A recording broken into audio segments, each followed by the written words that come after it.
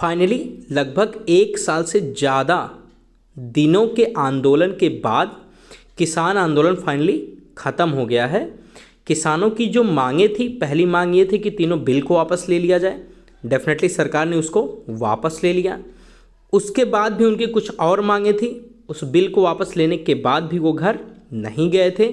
उनकी और कुछ मांगें थी। फाइनली उनकी मांगों को भी सरकार ने मान लिया है। जो कृषि सचिव हैं संजय अग्रवाल, उन्होंने एक लेटर भेजा किसानों को कि उनकी कई मांगें जो थी उस पर सहमति बन गई है और अतः अब इन मांगों की सहमति हो गई है, तो आप अपना आंदोलन ख़त्म कीजिए, अपने घर जाइए। अब ये 5 मांगें किस मांगों पर सहमत बनी है, हम लोग आज इस लेक्चर में इसके बारे में पूरा कवर करेंगे या जानेंगे। हेलो माय डियर स्टूडेंट, मेरा नाम है विशाल। स्वागत है आप सभी का विशाल स्टडी रूम पर। आई होप आप सब बहुत अच्छे होंगे। अगर आप नए हैं तो प्लीज़ चैनल को सब्सक्राइब कीजिएगा और बेल आइकन को प्रेस कीजिएगा। चलिए हम लोग लेक्चर की शुरुआत करते हैं। एक्चुअली थोड़ा सा मैं ओवरव्यू पहले दूंगा कि कैसे इसकी शुरुआत हुई और फाइनली ये अंत कैसे हुआ इसका। तो ये बात है 5 जून 2020 को, 5 जून 2020 की। एक्चुअली 5 जून 2020 के दिन सरकार 3 बिलों को अध्यादेश के जरिए लाई। अध्यादेश का मतलब एक्चुअली जब कोई भी संसद के 3 सदन होते हैं, तो जब कोई सदन नहीं बैठती है, विंटर सेशन, समर सेशन और एक बजट सेशन होता है, तो जब कोई सदन नहीं बैठता है या संसद में कोई संसद नहीं बैठता है, तो उस दौरान जब भी किसी कानून को बनाना होता है तो 6 महीने के लिए या जब तक सदन नहीं बैठ रही है, राष्ट्रपति अपने एक अध्यादेश से उसको कानून बना सकती है। तो 14 सितंबर 2020 को केंद्र सरकार ने अध्यादेश को संसद में पेश किया। कहने का मतलब ये है 5 जून को इसको कानून बना दिया गया। राष्ट्रपति के पास जो पावर होती है, शायद आर्टिकल 123 में होता है, आप इसको क्रॉस चेक कर लीजिएगा, उसके तहत अध्यादेश लाकर इसको कानून बना दी और 14 सितंबर को ये संसद में पेश हुआ 2020 की। 17 सितंबर को यह लोकसभा से पारित हो गया। हालांकि बहुत सारे लोग विरोध भी किए, बट फाइनली 17 सितंबर 2020 को वहाँ से पारित हो गया। फिर 20 सितंबर 2020 को ये राज्यसभा से भी पारित हो गया और फाइनली ये राष्ट्रपति के पास चला गया। हालांकि दोनों में विरोध भी हुआ, लेकिन पास होने में कोई दिक्कत ज़्यादा नहीं आई। फिर 27 सितंबर, डेट पर आप ध्यान दीजिएगा, 27 सितंबर को हमारे राष्ट्रपति महामहिम रामनाथ कोविंद जी ने तीनों बिलों को हरी झंडी दे दी और इसे कानून की शक्ल दे दी और इसको गैजेट में प्रेषित कर दिया। इसके बाद से बहुत ज़्यादा इसका विरोध बढ़ने लगा। आई होप ये डेट आपको एक 1 बाय 1 समझ में आई होगी। अब आगे डेट देखते हैं। फिर 25 नवंबर 2020 का किसान संगठनों ने दिल्ली चलो आंदोलन का आह्वान किया। पहले तो ये जो पास होते ही बहुत सारे राज्यों में इसका विरोध शुरू हो गया था, लेकिन फाइनली 25 नवंबर को एक बड़ा रुख ले लिया और लोग दिल्ली आने लगे एक धरना देने, वहाँ पर बैठकर इस बिल का विरोध करने के लिए। फिर 3 दिसंबर की बात आती है। 3 दिसंबर को सरकार ये राजी होती है कि हम किसान से बातचीत करेंगे। अब बातचीत करके हम उनको समझाएंगे या उनकी बातें हम सुनेंगे और समझौता होकर इस बिल को समझौता होने के बाद इस पर कार्रवाई की जाएगी।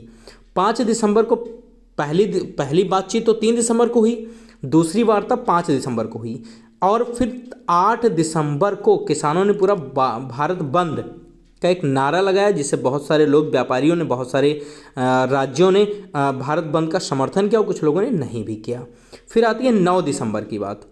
बातचीत के दौरान किसानों ने कानूनों में संशोधन का प्रस्ताव खारिज कर दिया कि हम बिल्कुल इसको नहीं मानेंगे और जब तक आप इसको वापस नहीं लेंगे हम बिल्कुल यहाँ पर धरने पर रहेंगे, आंदोलन करते रहेंगे। फिर 11 दिसंबर 2020 आता है। 11 दिसंबर 2020 को कृषि कानूनों को लेकर सुप्रीम कोर्ट में एक याचिका दाखिल की जाती है 11 दिसंबर को। फिर 7 जनवरी को नए कृषि कानूनों को चुनौती देने वाली याचिका को सुप्रीम कोर्ट ने सुनने पर सहमति जताई कि हाँ, हम इस केस में इंटरेस्टेड हैं या ये केस अच्छा है, इसको हम सुनेंगे। ये 7 जनवरी को। फिर आता है 11 जनवरी का दिन। 11 जनवरी को सुप्रीम कोर्ट ने एक कमेटी गठित की और गठित करने के लिए कहा और तब तक के लिए इस सुप्रीम कोर्ट ने तीनों कानूनों को या तीनों बिलों को स्थगित कर दिया। यह है 12 जनवरी की बात। फिर 26 जनवरी को गणतंत्र दिवस के मौके पर किसानों ने ट्रैक्टर रैली बुलाई, उसमें बहुत ज़्यादा वायलेंस भी हो गया था और किसानों पर बहुत ज़्यादा आरोप भी लगे। लाल किले पर धार्मिक झंडा फहराए जाने का भी आरोप लगाया, बहुत सारे वायलेंस हो गया था, जो कि एक हिसाब से ये नहीं सही था। फिर जनवरी के बाद बीच में बहुत सारा हुआ, फिर मैंने अक्टूबर का सीधे लिया है। फिर 3 अक्टूबर 2021 को यूपी के लखीमपुर खीरी में बीजेपी नेताओं और किसानों के बीच झड़प हुई। किसान किनारे बैठे थे, बीजेपी के नेता आए, उसमें क्या होता है किसान की मौत हो जाती है गाड़ी चढ़कर, और इसमें 4 किसान समेत कुल 8 लोगों की मौत हुई। इसके बाद विपक्ष ने यूपी और केंद्र सरकार पर जमकर हमला बोला। ठीक है, फिर आती है 14 अक्टूबर की बात।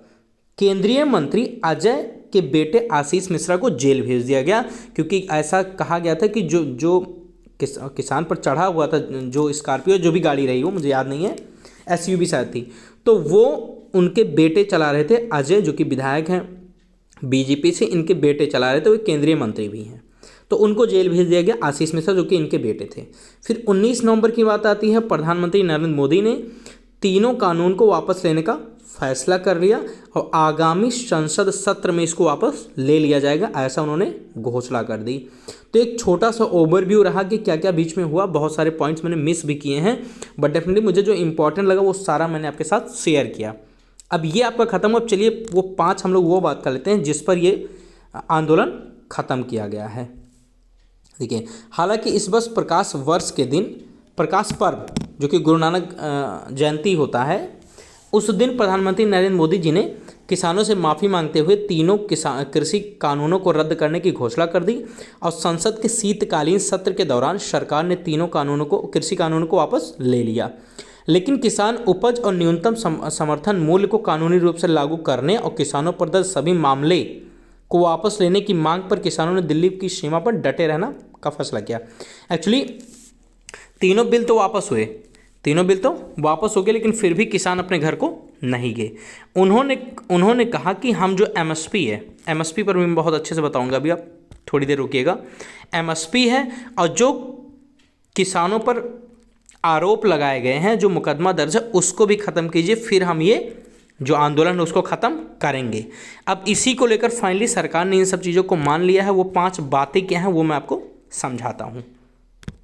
देखें, 5 शर्तें जो थी, एक्चुअली 5 बड़ी बातें हैं यहाँ पर लिखी हुई, आप इसको पढ़ लीजिएगा। लेकिन 378 दिन का ये पूरा किसान आंदोलन था, जो कि अब तक का लगभग सबसे बड़ा आंदोलन था, और फाइनली ये किसानों के लिए सक्सेसफुल रहा। हालांकि जो किसान बिल था उसमें बहुत सारी अच्छाइयाँ भी थी और बहुत सारी बुराइयाँ भी थी। तो मैं 5 बातें आपको बताता हूँ जो कि उन तीनों बिल के बावजूद किसानों ने मांग की थी। पहला MSP minimum support price. Actually ये बात है जब हम लोग आज़ाद हुए थे उस दौरान की।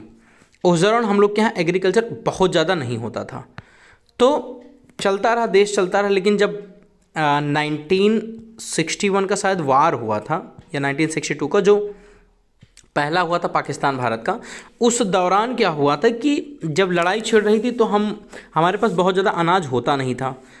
तो क्या हुआ, हम लोगों ने अमेरिका से हेल्प मांगी और अमेरिका ने हमारे यहाँ चावल तो भेजा, लेकिन वो बहुत ख़राब किस्म का चावल भेजा।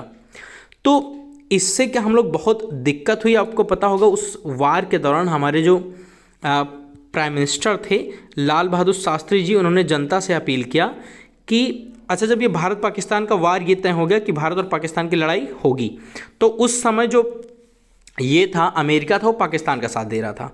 तो उसने ये कहा कि हम जो चावल आपके यहाँ भेजते हैं वो बिल्कुल बंद कर देंगे अगर आपने ये लड़ाई जारी रखी। लेकिन लड़ाई फाइनली जारी रहती है और हमारे जो प्रधानमंत्री होते हैं लाल बहादुर शास्त्री जी, इन्होंने जनता से अपील किया और खुद भी ये कहा कि हम एक टाइम का खाना नहीं खाएंगे। उसी दौरान क्या हुआ, हमारे यहाँ एक MS स्वामीनाथन एक साइंटिस्ट थे, इनके कार्यकाल में हमारे यहाँ ग्रीन रिवैल्यूएशन आया, हरित क्रांति। हरित क्रांति का मतलब हमने गेहूं का एक ऐसा बीज बनाया हाइब्रिड टाइप का, जिससे हमारे यहाँ गेहूं का प्रोडक्शन बहुत ज़्यादा बढ़ गया। तो अब किसान ने ये कहा कि अगर हम ज़्यादा उगाएंगे तो हमारा खरीदेगा कौन, इसलिए किसान ज़्यादा उगाने के लिए राजी नहीं थे। तो उसी दौरान हमारे जो पीएम थे उन्होंने ये अनाउंस किया कि आप जितना हो सके उतना उगाइए, हम आपको जो मिनिमम प्राइस है वो मैं उस पर हम आपकी जितना भी उगाएंगे वो हम आपका खरीद लेंगे, चाहे जितना आप उगाएंगे।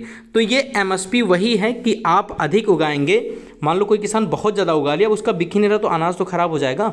तो सरकार ने कहा कि हम ये आश्वासन देते हैं कि हम आपके अनाज को ख़राब नहीं होने देंगे, जब कोई नहीं खरीदेगा तो हम एमएसपी पर उसको खरीदेंगे। एमएसपी का मतलब ये मिनिमम प्राइस होगा जिसमें भी आपको फ़ायदा दिया जाएगा। ऐसा नहीं जितना आप लगा रहे हैं उतना ही पर ही मैं खरीदूंगा, उससे कुछ ज़्यादा पैसा देकर मैं खरीद लूँगा, आपका अनाज वेस्ट नहीं जाएगा।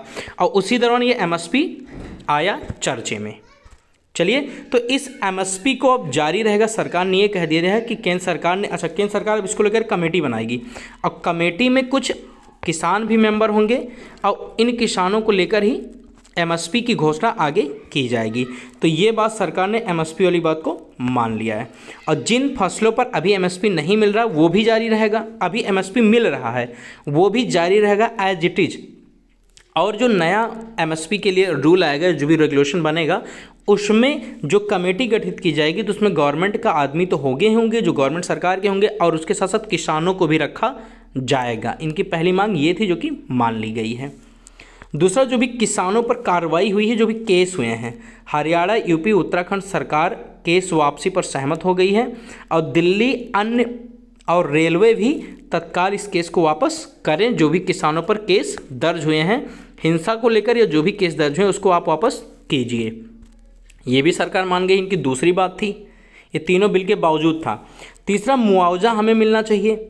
जैसे यूपी और हरियाणा में सहमत बन गई है, पंजाब की तर्ज पर यहाँ भी 5 लाख रुपए का मुआवजा दिया जाएगा जो भी किसानों की हानि हुई या जिन भी किसानों की मौत हुई इस किसान आंदोलन में।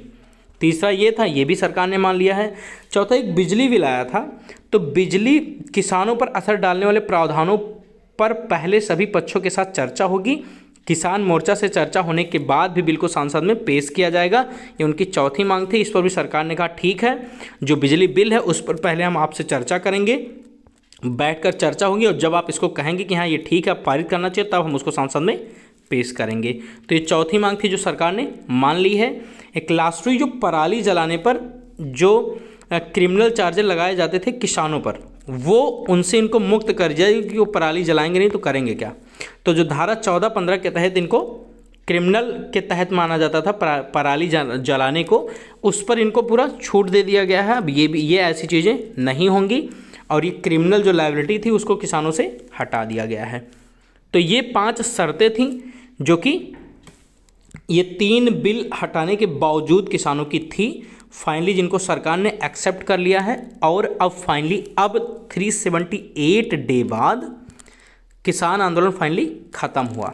तो मैंने आपके सामने जो मुझे लगा वो मैंने आपके सामने रखा। डेफिनेटली जो भी बातें मैंने रखी वो आपको समझ आई होंगी और एक नई चीज़ आपको सीखने को मिला होगा। एमएसपी को भी मैंने समझाया है, अगर आपको डाउट होगा तो आप कमेंट कीजिएगा, मैं एक सेपरेट वीडियो उस पर बना दूंगा कि कैसे एमएसपी की शुरुआत हुई थी। और खुश रहिए, मस्त रहिए, बाकी जुड़े रहिए, शेयर कीजिए, सब्सक्राइब कीजिए और लाइक और कमेंट कीजिए। Thank you guys, this is Vishal Srivastava signing of.